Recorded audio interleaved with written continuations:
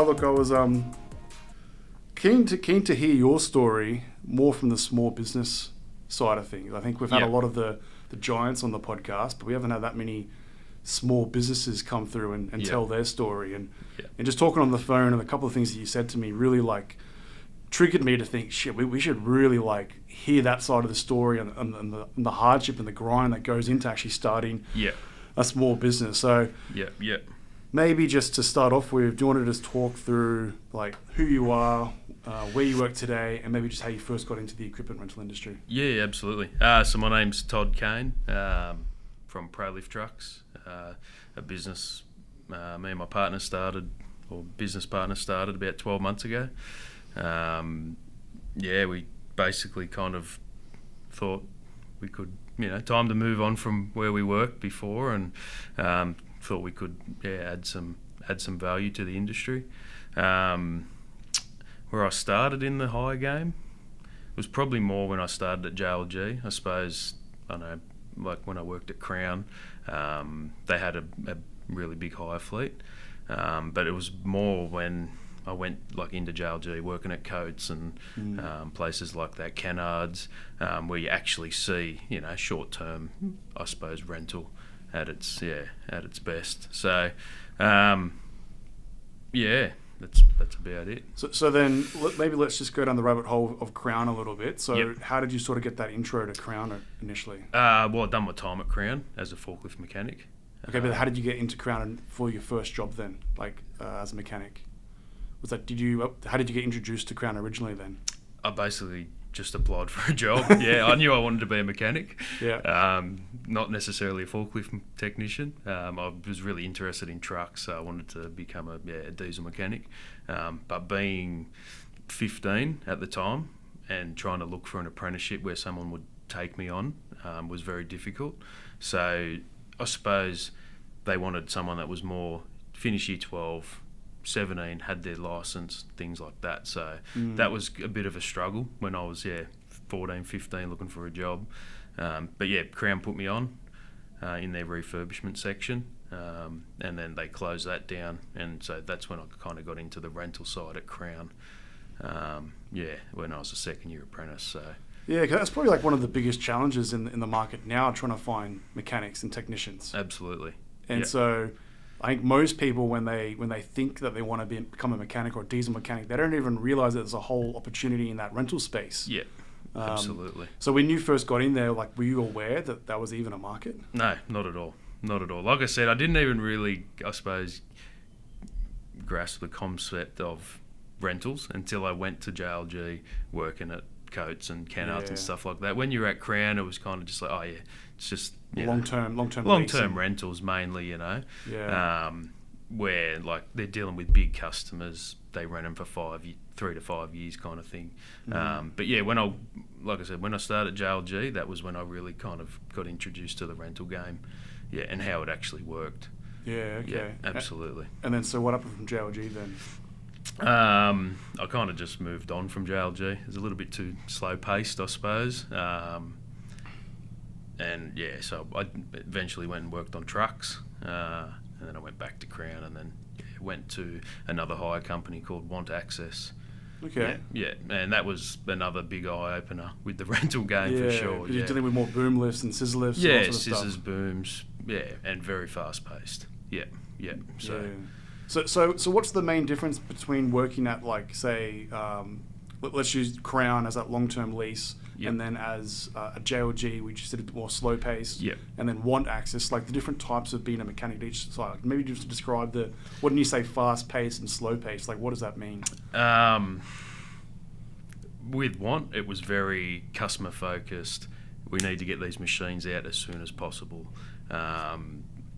And doing the job properly at the same time, right? So at JLG, it was a little bit different because I was field service. So it was more like breakdowns and these are your jobs for today. Go out. Kind of thing. Here's your services. The machines are already on site, so the customers are kind of happy at the same time. But when they're trying to rent the machine and get it out of the workshop where I was at Want, it was very, very different. Yeah. And so how did you adapt to that fast pace? Was that something that you were ready for? I was used to it at Crown anyway. So when I was out in the field, we had a global contract with a customer and they were renting machines off them. So it was 2-hour response time. If the machine can't be fixed that day, they got to take it back to the workshop and drop another machine off. So there's a lot of pressure. I had like a team working with me to make sure we could service the customer. And like with all that, if you can't get the machine up and running, the transport costs to get it back to the workshop, get another machine out, you just didn't want it to happen. Yeah. So I was very much, I like being busy and fast paced, especially when that big rental contract with Crown, that were really, yeah. So obviously you got the itch for the entrepreneurial side as well. Yeah. So talk me through how did that sort of like come about? I think it was in me from a early age. I think it was probably in my early 20s. I kind of thought about going out on my own, and although looking back now, I probably wasn't mature enough. I think I come from a family where everyone kind of works for themselves, and you just do everything yourself, kind of thing. So, that's where it came from. And then so when you thought that you wanted to start a business when you were younger, was that you wanted to run your own service related business? Yeah, absolutely. Run a team, did you ever think about selling machines? Like what was the thought? I didn't really think about much back then. I just kind of knew what I wanted to do. Okay. My old man talked me out of it. But I did go and subcontract for a truck company, and how did he talk you out of it? Like, what was the process there? It was more you kind of not ready.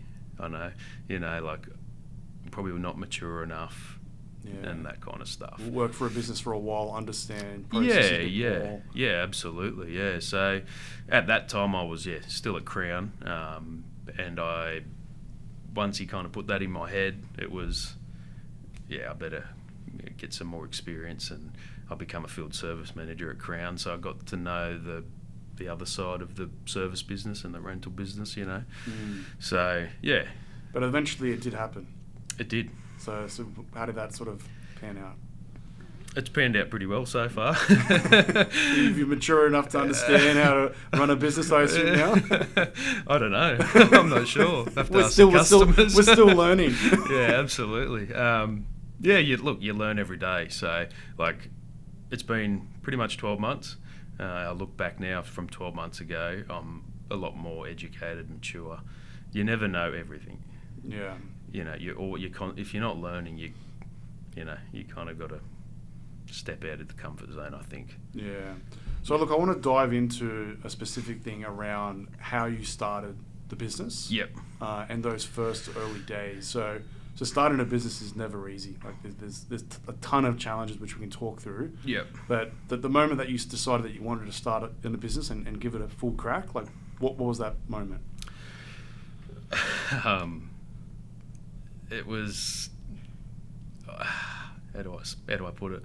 It was nerve-wracking. When I was still working for someone, me and my business partner were working out of his house, refurbishing machines and trying to put them on the market for sale to gain the cash flow to eventually quit our jobs and go out on our own. So when I made the decision to actually do that, we didn't really have anything. We had about $12,000 in the bank between two of us. It was very nerve-wracking. We didn't have any customers. We had one or two service-related customers. That was about it. So I left my job first, and basically I was on my feet, just door knocking every single door in Smeaton Grange, Campbelltown, anything that was near my house. They probably got a visit from me, see if I can service their forklifts. And mate, within a week of door knocking, I just had too much work. Wow. Yeah. Wow. Yeah. So what was... Plus this was, kind of that time in between the lockdowns of COVID. Yeah. Yeah, so you started a business at a tough period of time. You got $12,000 in the bank. Yeah, I mean, it sounds like a lot of money, but when you've got to, you've got to buy parts. You've got to buy. No, it doesn't sound like a lot of money. It sounds like it sounds like you can burn $12,000 very, very easily. Absolutely, yeah. So, and lucky enough, we did sell a few machines before the end of financial year. Last year, so that kind of topped us up, and then I think it was early July, COVID lockdown come, and that was kind of wow. So let's walk through a scenario. Let's say that I was one of the businesses in Campbelltown. Yep. I've got a few forklifts that I'm assuming I own, or maybe I rent. Yep. You walk in. What did you say? Just basically introduce myself. Yeah, mate. I've just started my own forklift company. We specialise in crown forklifts, although we service. Basically any forklift. Who are you using? Can we service you better, kind of thing. And look, it's hard to tell someone that you can do a good job. I mean, words are just words, sure. Right, at the end of the day.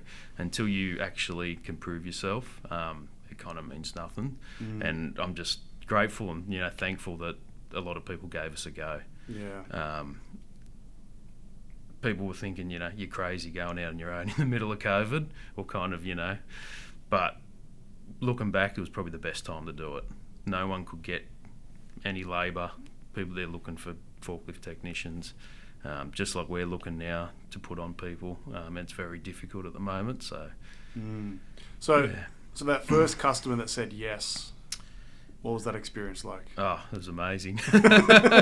So, it was a bit of it was relief, I suppose. On not that it's easy to do, but if you just...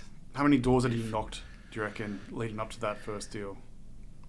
Oh, only 3 or 4. Oh, wow. So we're talking within minutes. Wow. Yeah, well, say within an hour. Yeah. And so then he gave you that shot and said, all right, I'll let you service my forklifts? Is that basically the discussion that he I'll give he you said, a shot? Yeah, mate, come in, have a look at my forklift, how much to service it, can you do this, can you do that? Yeah, absolutely. Okay, so one forklift at one site. Yes. And you're managing the recurring service and any breakdowns. Yep, absolutely, yep. So put them on, we got a system, we can put them on a schedule.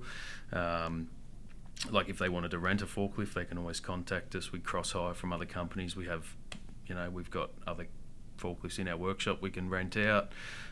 We can basically pretty much do most stuff any other forklift company can do. And so did you have your systems in place before that? Pretty much, yeah. Yeah, absolutely, yeah. I'm very organised in that kind of stuff. So everything was basically set up. You're just waiting for that first customer to come through the door. Yeah, I mean, we'd done a couple of jobs just for people, sure. like people we knew or whatever. Yeah. But this was the first kind of day, where it was serious. And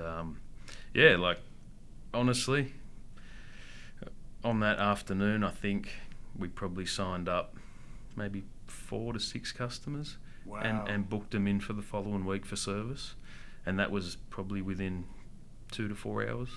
So you're telling me that first week you went out and you door knocked on a bunch of people's businesses? Well, that was a Thursday afternoon. So I'd basically finish work for someone on the Wednesday.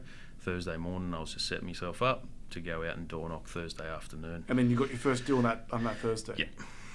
Yeah, that's absolutely. Amazing, yeah. Mate, you should be training some of these sales reps. Look, it's I'm not a salesman, I'm a service technician, but I think if you're just genuine and you got to know what you're talking about as well, right? Yeah. You need forklifts is basically all I know. You kind of. I actually had someone in the US on the podcast talking about this, saying that service techs and servicemen in the forklift space, any space in service, can be the best salesperson because they can tell you like the technical aspects of the machine, Absolutely. what it can and can't do, and typically they're going to be very upfront. They're going to tell you right Absolutely. or wrong what it is, rather than sort of trying to pitch your way through it. Absolutely. And I think that builds that level of trust very, very quickly. So absolutely. You've probably got a few things that you can teach people around getting deals pretty fast. That must have been like a crazy feeling knowing that one day out of your full-time job. Yeah, it was surreal. Wow. Absolutely. Yeah. Okay, so you get these 4 customers, you booked in servicing for the following week just to sort of prove out what you can do, and then you put them on a schedule. Yep. And then it was just, and then you had a business partner. So then how did he fall into the Yeah, picture? so Ryan, his name is, he was still employed with the company. You know, like we both got children, mortgages. I said, mate, I'll go first. You know, you come when we're ready, right? When we got a bit more cash, you can come out and basically, you know, got through a couple of weeks of work, maybe 3-4 weeks. I went down to Wollongong to door knock, and basically got a big customer. Mm-hmm. And I said, mate, you're gonna have to quit your job. Like if we get this bloke, you're gonna have to quit your job. So met with him on the Saturday morning and shook our hand and said, yep, you got all my work. And that was it. He quit his job on the Monday. Wow. Yeah. Yeah. And so at that point, how many forklifts did you have signed up to a service contract, do you think, in that 3-week span? Honestly, probably between 20 and 40 from memory. Yeah, I'd probably done about 20 to 40 jobs, roughly. Mm-hmm. And then once this, you know, still our biggest customer to date, signed over, it was time for Ryan to come out and wow. And so he just continued the door knocking. How big was that customer? How many was that? Double in your size, or what was that? Oh, absolutely, yeah. I think they've got about between 35 to 50 bits of machinery. So not just forklifts, they got telehandlers. They got little pallet jacks, walkie stackers. Sure. Yeah. So and then like, the skills that you got to service all these different types of machines, is that just through pure experience, or is it like you go out and learn on the job as well? Like, how does it sort of work? Experience is the biggest thing. Yeah, absolutely, hands-on. I mean, working at JLG and working at a truck, at a truck workshop, there's you basically get experience from every bit of gear you could kind of think of. So the plant side, forklift side, road registered stuff. I've been around cars my whole life. So yeah, it's mainly just experience, but you're constantly learning on the job as well. And I think changing those jobs is important. I remember I was chatting to someone that was working at CAT, and they were doing their apprenticeship, and they're only working on CAT gear constantly. And so you're sort of putting yourself in a box a little bit. Absolutely. And so getting that wider experience has obviously worked in your favour. Yeah. When you go out and someone says, hey, can you service my scissor lift? I've done it before. Sure, I can do that. Absolutely. I can get the parts for it, all that sort of stuff. So and that's amazing. Yeah. A lot of our customers, you know, they ring us just for mechanical advice, whether it be a car, truck, excavator, you want to come have a look at it? Sure, no worries. So it's not just the forklifts we're servicing, even though that's what we focus on. Yeah, we do basically everything. And then so these people had already had a forklift sold to them, or telehandlers sold to them, or whoever it is. Yep. And they just weren't getting the service that they wanted from their supplier. Is that typically? Absolutely. Yeah. So a lot of people, I think, they're not aware of smaller companies. They just assume the manufacturer is the only place that they can go, for service or for sales or hire or anything like that. So when you're up front or face to face with someone, and you're saying, mate, this is what we do, we can do it like this, it kind of opens their eyes and they just want to give you a go. Yeah, because with manufacturers, sometimes they're not getting that service. Yeah, and their overheads are much higher as well. Yep. The response times, there's a lot more process that they have to follow. Absolutely. Where you can literally be super agile. Yeah, absolutely. And do things as needed, and then sort of scale up from there. Absolutely, and that's how we can do it just as well as anyone else. Yeah. And then, so I'm assuming your plan was then to get all these service customers and then slowly start selling them forklifts. As well, and renting them for Absolutely. So most of our refurbished machines, they go through the refurbishment process in our workshop, and they're sold just to our customers. Everyone's always looking for something. So there's not many people that just ring up and, I need a forklift. It's basically, kind of just to our customers at the moment. So, And so these refurbs, are you buying them and bringing them in, Yes. working on them, and then selling them? Yep. Where are you getting those forklifts from? Anywhere and everywhere. They're very hard to get these days. So I ring around different forklift companies. I mean, sometimes we do work for other companies, like Crown stuff that we specialise in,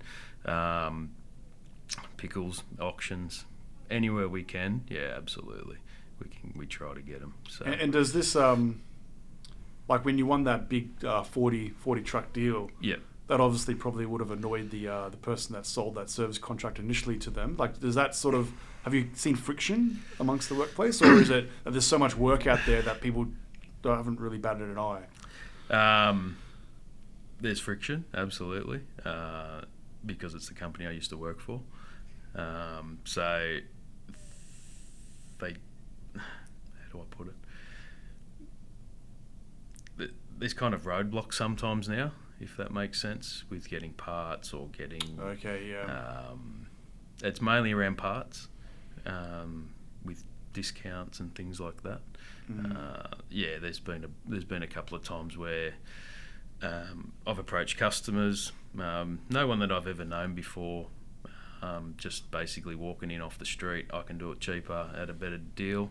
They go back to Crown and basically say, hey, I've got this guy, can you match his price, kind of thing. So there's been a little bit of that kind of stuff. Yeah. But that's the business, isn't it? Yeah. And when you are smaller, you do have that flexibility. Absolutely. If it was like Toyota coming in saying that, it's a different story, because now that is the race to the bottom. Yeah. It's you've got that smaller scale. Yeah. I guess maybe you can order the parts directly to the customer, maybe. Like, there could be ways around it. It's hard when the manufacturer is the only place you can get the parts. But do your research, you can always find somewhere else. Yeah. Normally, yeah. But that takes time, right? Yeah. It would be handy if there was like this might exist in Australia, I'm not sure. I know there's definitely one in the US, like a parts, like manufacturer, or a parts portal that you can go online and buy parts for any type of machine. Does that exist? There's aftermarket forklift companies out, like parts out there. Yeah, absolutely. So, and then is it easier to get it through them then, or sometimes quality can be a problem, and lead time, basically. So a lot of the time, Crown or manufacturers will have stuff on the shelf. Other places don't. So it just depends. Yeah, it's not just one thing fixes all. It's you either go there or there or there, whatever's quick. Are you in a rush, kind of thing? So yeah. And then so you got these contracts working out there. You're doing the service related work. You're bringing in refurbed forklifts, and then selling them to your customers as well. So you're sort of growing that base. And then to get rental assets in, it's a different story together, because now you need to sit on your balance sheet. Yeah. To sit there, you need to have that cost sitting on you. So is that something that you've explored? We've rented machines before, yeah, and we still do.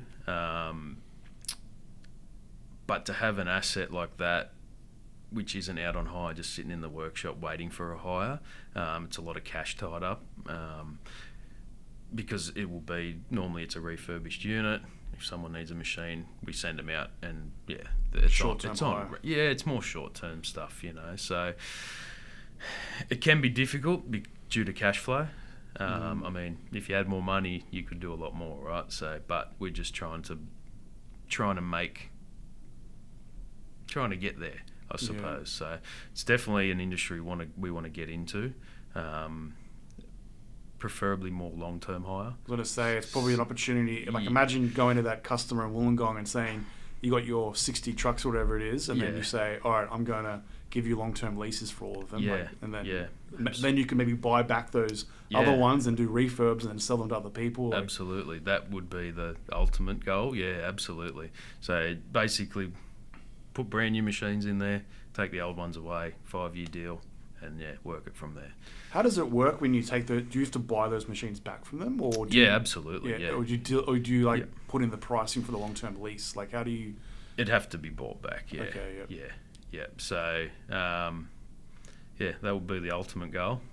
but that's a lot of money too. I was going to say, because for you to outlay to buy 60 machines, now you're probably going to have to get financing, and all that sort of stuff, because then the monthly payments from the long-term lease isn't going to cover the acquisition of the forklift. So yeah, absolutely. Have you dealt with much finance so far? Only to buy service car vehicles, vans and things like that. Yeah. But not with equipment. That's something we're actually looking into at the moment. Okay. Yeah. So what we would like to do is buy second-hand machines, refurbish, and then put them out on rent to start with. I think that's going to be more of a short-term goal, and then the long-term goal will be buying brand new machines and putting them on longer deals.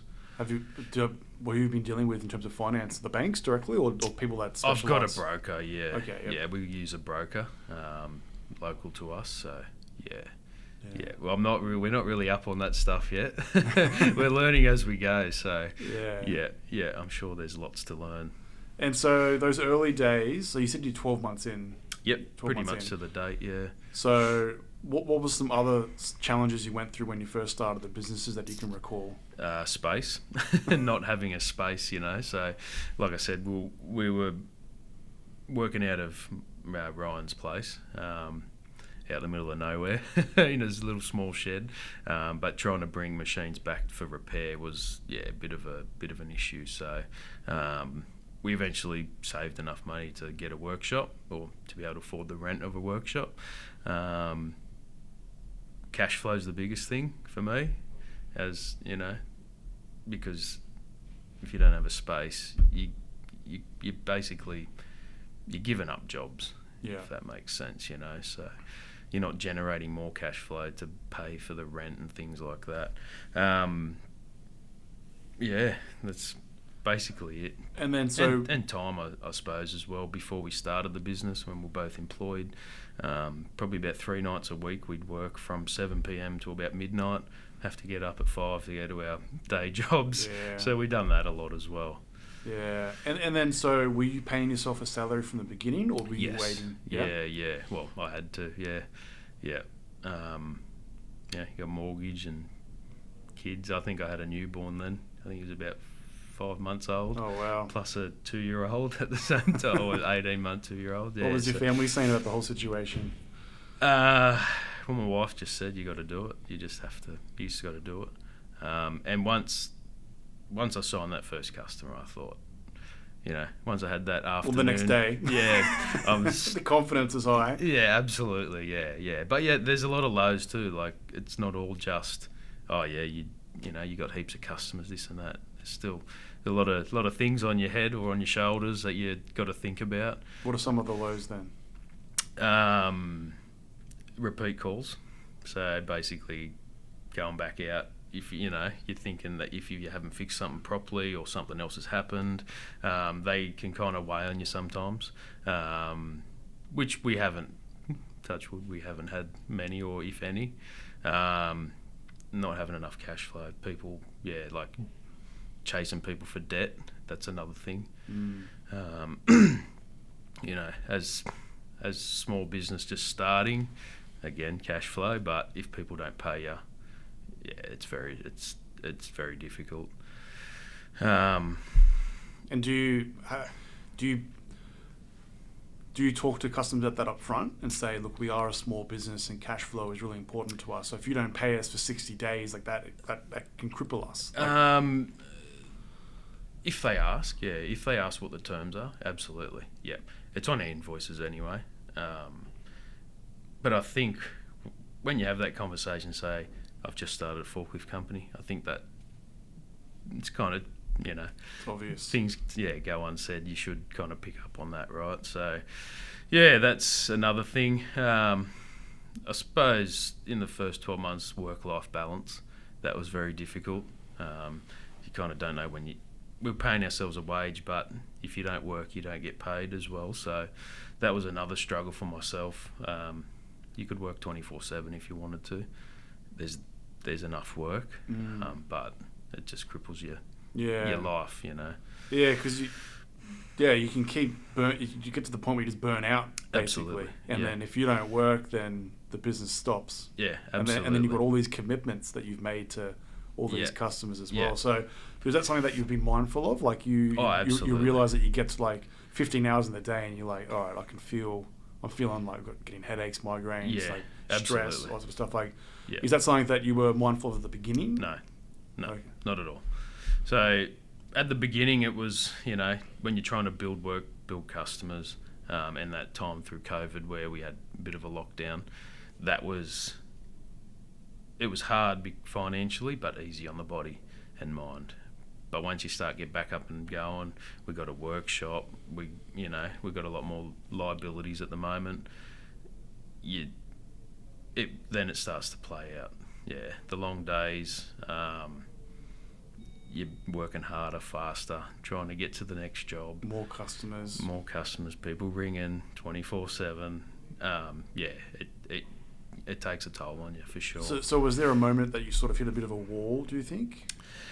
It was about when I hurt my hand. I had to stop for about 3 months. What happened with your hands? So I cut the tendon in one of my fingers. Okay. So I had to have surgery, and I basically was in a half cast, so I couldn't use my hand, couldn't drive, nothing like that. It was not up until I knew I had to go in for surgery, so I was working a lot. But it wasn't until this happened I realised how important work-life balance is, and if I kept doing what I was doing, I wouldn't have a family or something like that. So it was probably the worst thing that's ever happened to me, but one of the best things as well. Okay, and so was that on work injury? Yes. What happened? Yeah, I was basically just taking a light bulb out of a forklift, and it smashed and lodged into my tendon. Oh, really? Wow. Yeah. So. Did you know it was bad when you first did it, or not really? I just kind of wrapped it up and kept working, and then about a week later it was swollen, and I went to the doctor and they said you still got glass in there. And so you're doing jobs throughout the week with glass in it? Yeah. Oh, man. Yeah. So it's another one of them stresses when you're self-employed. You can't stop. And so then what happened? So when you found out you needed surgery and you couldn't work with your right hand or left hand for a period of time, what happened? Nothing. I just worked a bit more to get on top before surgery. They wanted me to go into surgery the following day, and I said no. I've got to. I can't just stop. I got work to do. So the week later, I went for surgery, and they told me 2 to 6 weeks recovery, and I went to physio 2 days later, and she said it's 3 months because it was over 50% lacerated, the tendon. So, and then it just kind of went downhill from there. Wow. So then what did you do then? How did you maintain the jobs? My business partner. Yeah, wow. He's been doing everything. So, yeah, wow. I haven't been able to do anything. My old man's come in to help me, my brother, to volunteer. It's been pretty difficult. So. Wow, and so you're at the point now where it's starting to get recovered? Yeah, pretty much. Yeah, so I'm pretty much ready to go back to work next week. They reckon. Wow, so this is a big milestone. Yeah, absolutely. Yeah. Ah, are you excited? Absolutely. Yeah. Yeah. So. And so, what have you been more just going out and seeing customers and talking to them? And I haven't really been doing. I haven't been doing nothing. Oh wow. Yeah. That must have been a massive change here, going like a million miles an hour and then stopping. Yeah, it was pretty hard. It's like taking microphones off you to do your job, right? How do you do it? You can't. Yeah. So how do you kind of survive? Yeah, it's pretty hard. Yeah. Wow. Yeah. So how's your business partner been? Flat out. Yeah, he's probably getting over it a bit now, but it's been hard for me because I feel like I'm letting someone down, but more hard for him. He's had to work a bit more, and he's doing basically all the jobs at the moment. He's got a family as well that he's. Yeah. That's tough, isn't it? Yeah. That's. I'm assuming he's pretty excited for next week. I think so. Yeah. I would hope so. And so you mentioned that when you took time off, it was a bit of a blessing because you realised that the work-life balance wasn't correct. So talk me through that realisation. I went through a bit of a low point. So just talking through it was the biggest thing. with my wife. So yeah, you don't realise until you actually stop and take the time, and don't focus on the destination, I suppose. You focus on the journey, day to day, kids growing up. Little wins, Absolutely, yeah. Take time to stop and have a look, and yeah. And so what? So you were going through a period where you were struggling mentally as well? Yeah, absolutely, yeah. And then you were sort of just bottling everything up, not really saying anything, and then was when your finger happened, and that was when you sort of had a chance to open up, or was it before Pretty that? much, yeah, pretty much, yeah, because I couldn't do anything, so I couldn't even mow the lawn, butter toast, things like that. So there's a lot of frustration. Yeah. And then it was just a matter of you just like, what was the? How did you open up? Like, was it just over time, or did she ask more questions, or like how did it happen? Yeah, it just happened. I don't know. Yeah, my wife's pretty good with stuff like that. So, yeah, she said, you've got to open up. You got to talk to me. You got to, it was just a tough time. Yeah, and is that something that you reckon most people that start businesses struggle with? Just like grinding and sort of forgetting like the... I think so. Yeah. Absolutely. Yeah. Even people that have been doing it for 20, 30 years, you can just...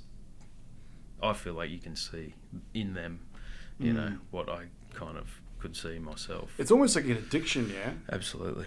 An addiction to that work. And you mentioned before that like if you're not fast paced, like you feel like you're not like you're not in the right environment. And so people get addicted to the grind. Yeah. And as you mentioned, it's very easy to like forget about all the stuff that is in your life that you go along with. Like having a 5-month-old baby, like you sort of, you might miss their first couple of years of growing up. Absolutely. Stuff like that is like, it's like you can't get that stuff back. Never ever, unless you have another one. But you can always get more customers, but you can't. Absolutely. Yeah. So that was a massive realisation. So like I said, probably the best thing that's kind of ever happened to me in a way, even though it's been hard, but wow, you gotta just take time, stop, and have a look around.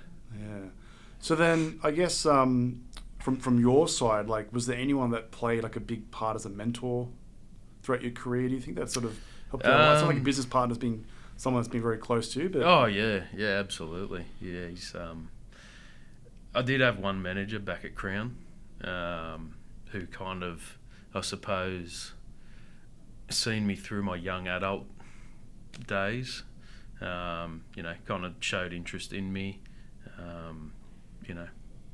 gave me the time and always pushed me to,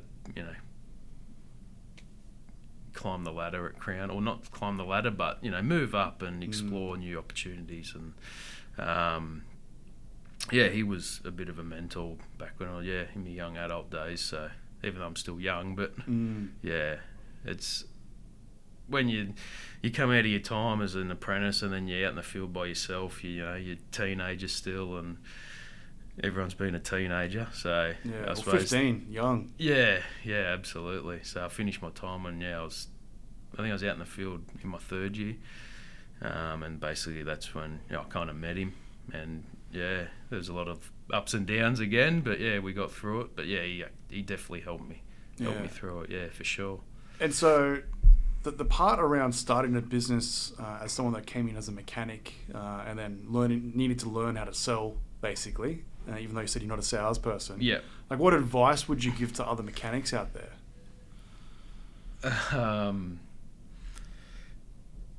Just be genuine. And basically don't overcommit in a way. I suppose don't offer something that you can't deliver, if that makes sense. Like, just be honest. If you can't do it, you can't do it. Yeah. That's my biggest, I suppose. Just being upfront and honest is definitely the biggest thing for me. Yeah. And then I think also, like, I think it's important for the mechanics, or anyone really, but let's just use mechanic as the example. Like, you don't have to be a mechanic for the rest of your life. No, absolutely not. People, like, they think that maybe that's their career and that's what they're doing. Yeah. So, like, what advice would you give someone that's thinking, like trying to get outside of that mindset, I guess? You got to find something that you enjoy. Even though I say I don't like working on forklifts, I actually really love it. But just do it. You just have to do it. If you're not happy and you want to change, just give it a go. You just never know if you're going to love it or not. And then it sounds like surround yourself with the right mentors, like having that person around you when you were younger sort of gave you that guide. Yeah, absolutely. To push yourself. Yeah, absolutely. That's another thing. If you've got the right people around you, you'll succeed. Yeah, for sure. And then starting a business with a business partner, like having an open and honest relationship with them as well is very, very important, because you can't have any sort of hidden things there and all that sort of stuff. So was that something that you've always had from day one? Yeah. And that was a conversation from even before we thought about going into business together. Yeah, absolutely. Yeah. It was, you got to be honest with each other. Mate, if you got a problem, you got to come speak to me, or likewise, I come speak to you. Yeah. And nothing's off limits, basically. It's like you're married twice. Well, that's the thing. Like sometimes, like just putting it out there, like that's just the first step, and then because you can't start solving a problem until it's like it's aired. Absolutely. Otherwise, if you don't air it, things just get worse and worse and worse, and then you start resenting the person. Absolutely. For things they don't even know about. Exactly right. Yeah, that's why communication, whatever it is in your life, doesn't matter. Communication's probably number one. Yeah.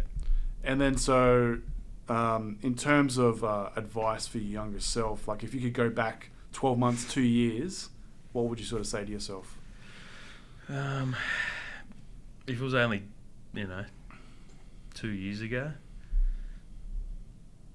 it's hard to say.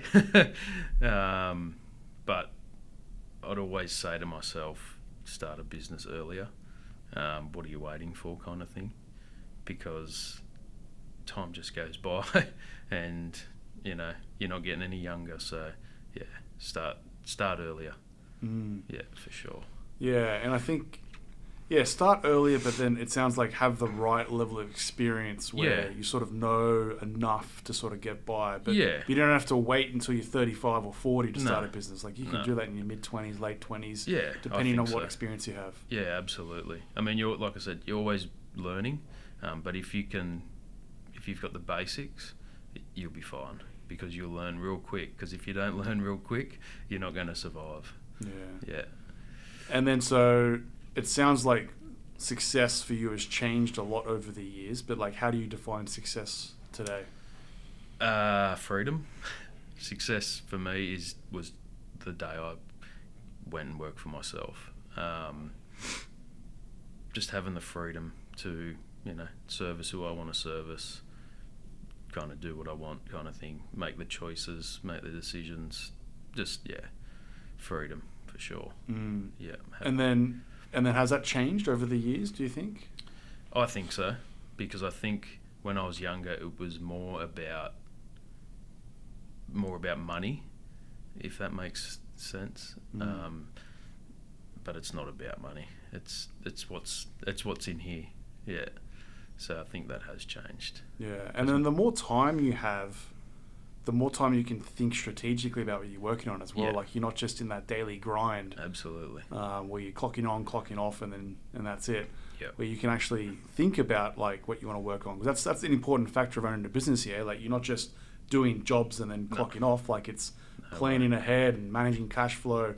Figuring out how to, like you said, you want to employ people at the moment, but then how do we find the right people? That sort of thing. So there's a lot that goes into utilizing that extra time that you have. Absolutely. It's not just about doing the job at hand. It's about, you got to think about everything. So, but even having more time with my family, that was another big reason, to work for myself, to have that downtime, which I know it hasn't happened that much as what I would like, but that's really important to, and then you can think a lot clearer. And then now that you're going back next week, full steam again, hopefully. Hopefully, yeah. I'm assuming your mindset is a lot clearer on what you want, like what you expect from yourself in a week. Yeah, absolutely. As well. And then probably in 6 months' time, if you're sort of heading in that same direction again, you've already had that conversation. So your family can sort of bring up and be like, hey, didn't we already talk about like this balance? Like that's a massive thing, yeah? Yeah, absolutely. Yeah.